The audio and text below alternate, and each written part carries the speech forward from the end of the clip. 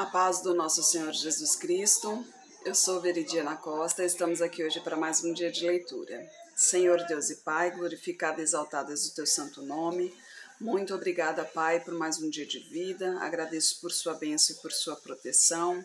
Muito obrigada, Senhor, pelos teus livramentos, Pai. Por favor, nos abençoe nesta leitura. Que cada palavra sua, Senhor, seja ensinamento em nossas mentes e em nossos corações, nos inspire e nos direcione sempre a Ti, em nome de Jesus. Hoje começaremos a primeira epístola de Paulo apóstolo ao Timóteo, a Timóteo. Aqui nessa epístola ele nos orienta, sobre oração, sobre como devemos adorar ao Senhor, Afinal de contas, Jesus Cristo pagou um preço alto por nós, para nossa redenção, e Ele é o nosso mediador, nosso Salvador. Então temos sempre que agradecê-los, colocá-lo à frente de tudo, Não podemos deixar que Jesus Cristo fique ali guardado numa caixinha. Muito pelo contrário, Jesus Cristo é o cabeça, Lembre-se que nós somos o corpo. Jesus Cristo é o cabeça e Ele nos guia, Ele nos direciona, nos ensina e temos sempre que agradecê-lo, adorá-lo e clamar sempre ao Senhor, Primeiro capítulo, saudação e advertência. Paulo, apóstolo de Jesus Cristo, segundo o mandado de Deus, nosso Salvador, e do Senhor Jesus Cristo, esperança nossa, a Timóteo, meu verdadeiro filho na fé, graça, misericórdia e paz da parte de Deus, nosso Pai, e de Cristo Jesus, nosso Senhor. Como te roguei, quando parti para Macedônia, que ficasse em Éfeso, para advertirdes a alguns que não ensinem outra doutrina, nem se deem a fábulas ou a genealogias intermináveis, que mais produzem questões do que edificação de Deus, que consiste na fé, assim o faço agora. Ora, o fim do mandamento é a caridade de um coração puro e de uma boa consciência e de uma fé não fingida, do que desviando-se alguns se entregaram a vãs contendas, querendo ser mestres da lei e não entendendo nem o que dizem, nem o que afirmam. Sabemos, porém, que a lei é boa se alguém dela usa legitimamente. Sabendo isto, que a lei não é feita para o justo, mas para os injustos e obstinados, para os ímpios e pecadores, para os profanos e irreligiosos, para os parricidas e matricidas, para os homicidas, para os devassos, para os sodomitas, para os roubadores de homens, para os mentirosos, para os perjuros e para o que for contrário da sã doutrina. Conforme o evangelho da glória de Deus, bem-aventurado que me foi confiado, Aqui diz que a lei foi feita para eles por quê, Por que a lei não foi feita para os filhos de Deus? Porque nós, filhos de Deus, seguimos ao Senhor, Então, nós somos salvos pela graça do Senhor, pelo amor do Senhor. Nós sabemos disso, Então, quem é filho do Senhor, quem segue aos preceitos do Senhor, então não precisa da lei para justificar. Mas os ímpios precisam da lei para que tenham conhecimento do que é certo, do que é errado, para que assim haja organização entre eles, para que eles entendam que cometendo tal crime, infringindo tal lei, haverá tal punição, E a gente continua aqui no versículo 12. E dou graças ao que me tem confortado, a Cristo Jesus nosso Senhor, porque me teve por fiel, pondo-me no ministério, a mim, que dantes fui blasfemo, perseguidor e injurioso, mas alcancei misericórdia, porque o fiz ignorantemente, na incredulidade. E a graça de nosso Senhor superabundou com a fé e amor que há em Jesus Cristo. Esta é uma palavra fiel e digna de toda a aceitação que Cristo Jesus veio ao mundo para salvar os pecadores, dos quais eu sou o principal.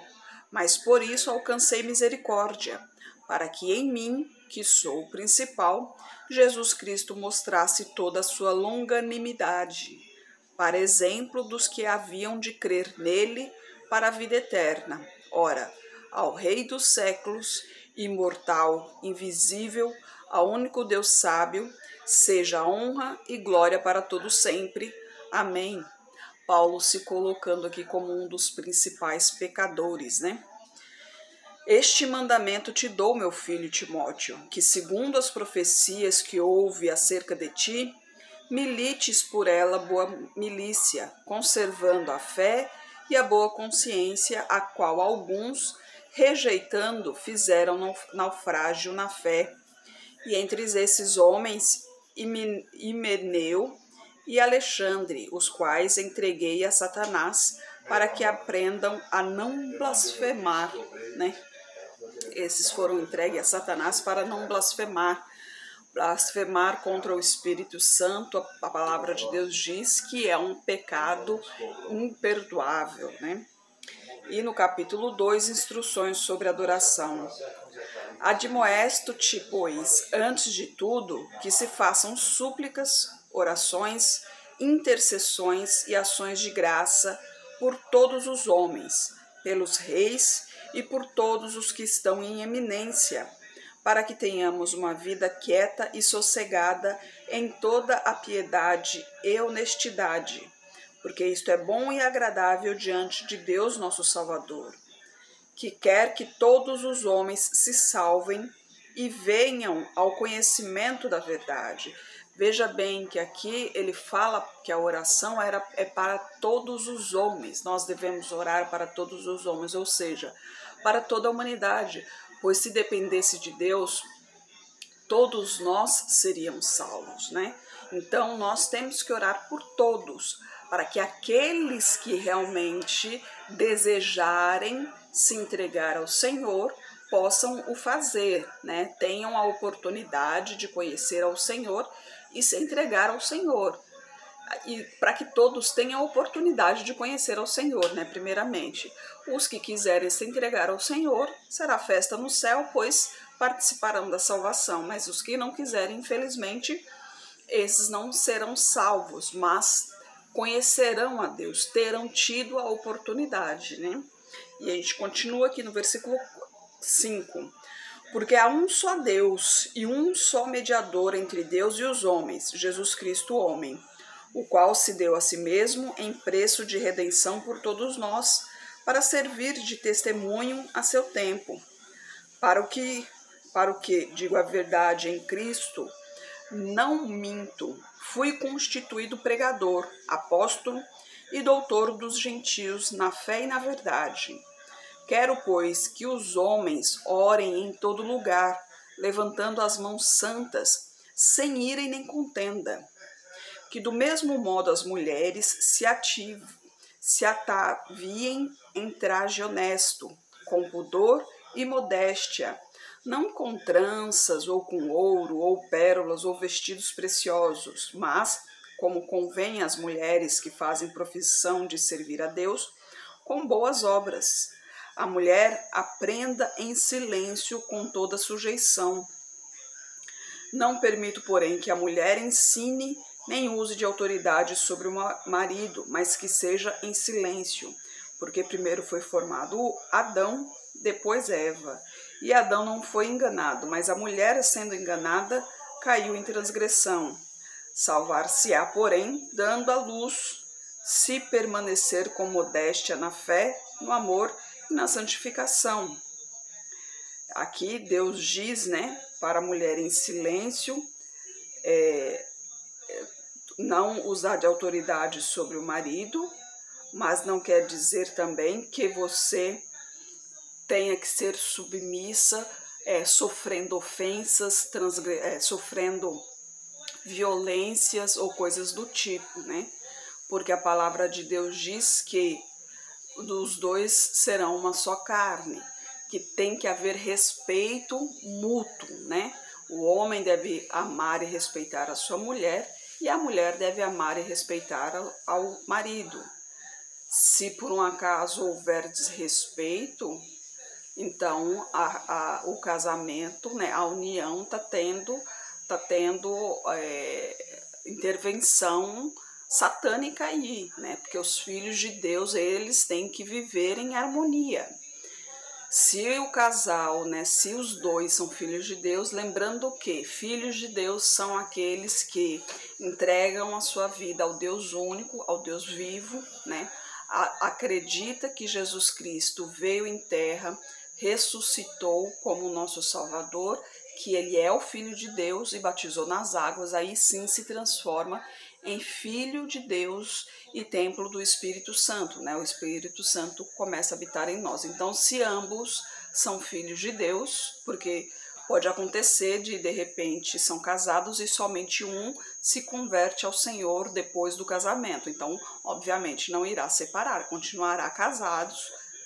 O que pode acontecer é do convertido orar para que o não convertido conheça ao Senhor e se converta também, né? Mas não separará simplesmente porque o não convertido não quer se render ao Senhor. Lembre-se que o homem santo ou a mulher santa santifica a sua casa, né? Então, permaneça-se casados, né? Lembre-se que o Senhor, ele não gosta do divórcio, né?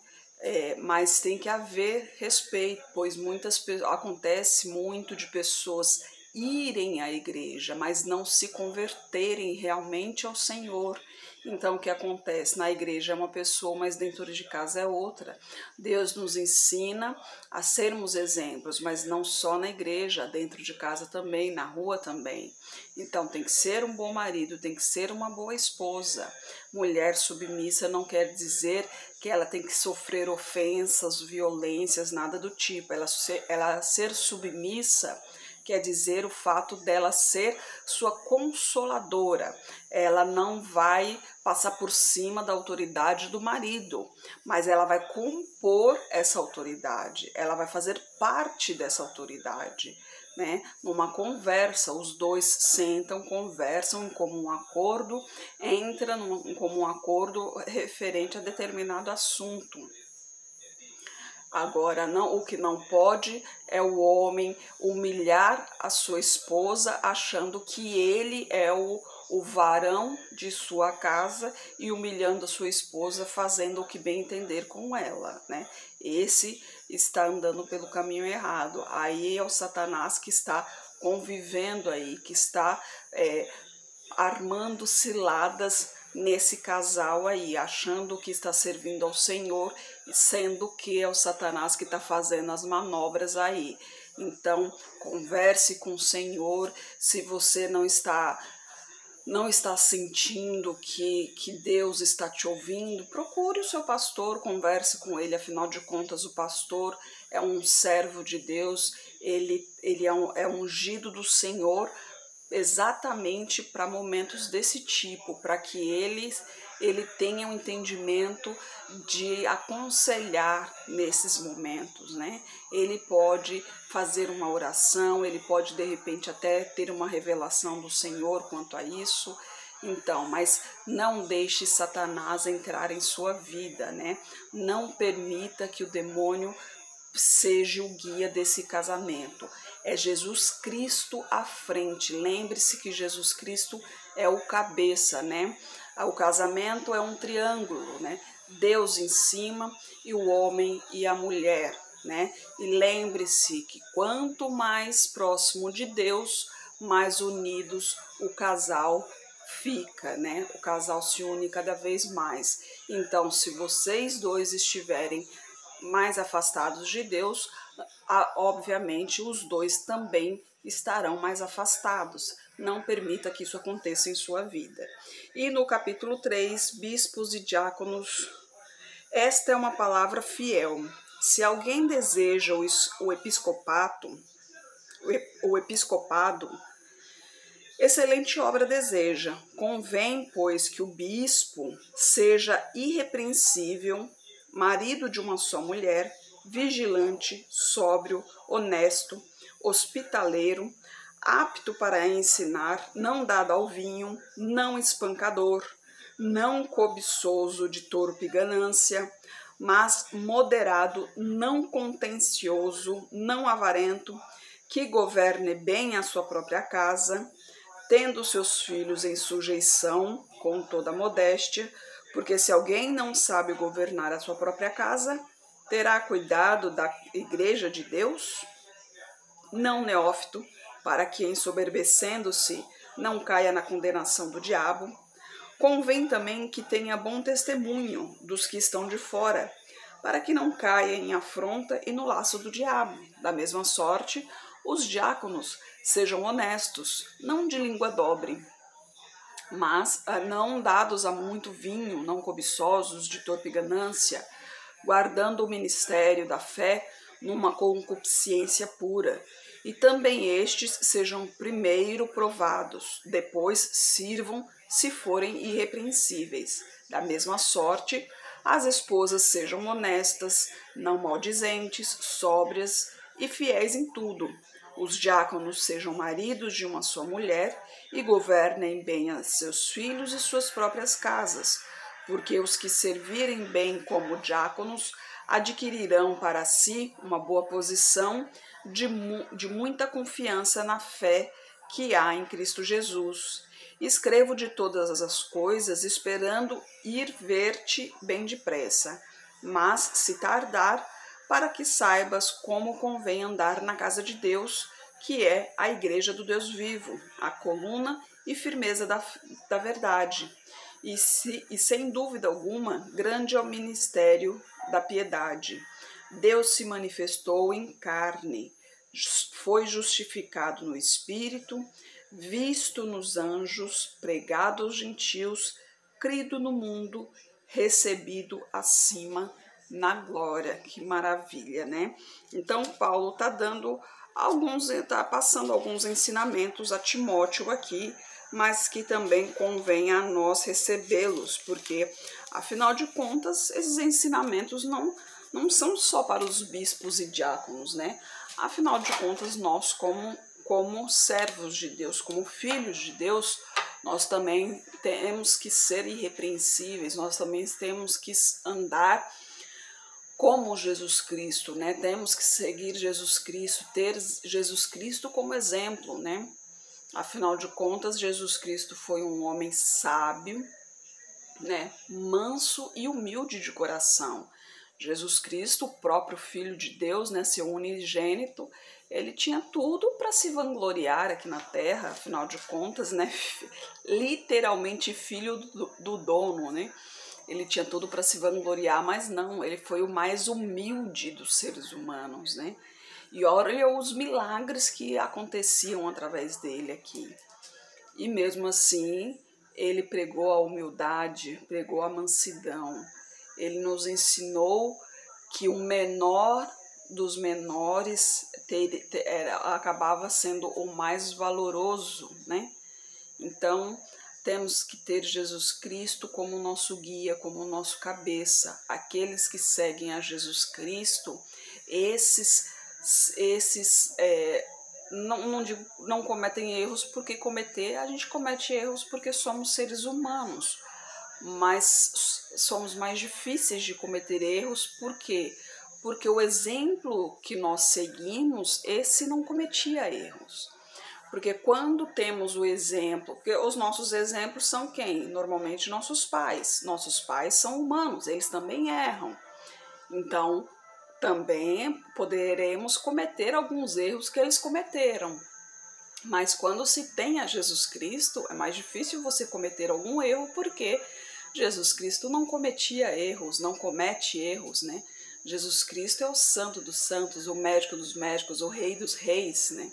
Ele é o unigênito de Deus, ele sacrificou-se, né? Ele padeceu na cruz para a remissão dos nossos pecados. Ele pagou um preço muito alto por todos nós. Ele pagou um preço muito alto por você, para que hoje você tivesse a oportunidade de participar do plano de salvação do Senhor, para que no dia do julgamento você possa ser salvo e ir para o reino de Deus. lá sim, esse reino foi preparado para nós desde o princípio, né? Com a entrada do pecado, que nós não estamos nele hoje. Se dependesse de Deus, todos nós estaríamos nele. Mas temos o livre-arbítrio e cada um escolhe o seu caminho. Mas Deus está te chamando, Deus quer que você participe deste caminho, está lhe mostrando o caminho certo, está lhe dando a oportunidade de conhecimento, de crescimento, de vitória. Só depende de você. Senhor Deus e Pai, glorificado e exaltado és o teu santo nome. Muito obrigada, Pai, por tuas palavras, por tuas mensagens, Senhor. Eu peço a Ti que esteja com essa pessoa que está orando comigo, Pai. Eu peço a Ti que toque-a, Pai, onde mais lhe aflige, Senhor. Toque em seu coração, toque em sua saúde, toque em suas finanças, Pai. Toque em seu psicológico, em seu emocional, Senhor. Purifique-a de tudo que não lhe pertence, Pai. Traga mais para perto de Ti, Senhor. Peço a Ti por toda a minha parentela, por toda a parentela de meu esposo. Derrama a Tua unção sobre cada um deles, Pai. Manifeste o Teu poder na vida de cada um e traga todos para o Seu caminho, Pai. Peço a Ti pelos nossos governadores, pelas nossas autoridades, que os Teus anjos estejam guiando cada um deles de acordo com a Tua vontade, Pai. Peço a Ti pelos Teus filhos, Pai. Por favor, nos capacite cada vez mais para proclamarmos o Teu Evangelho, Senhor. É o que eu oro em nome de Jesus. Amém. Que Jesus Cristo esteja em seu coração e que Deus abençoe.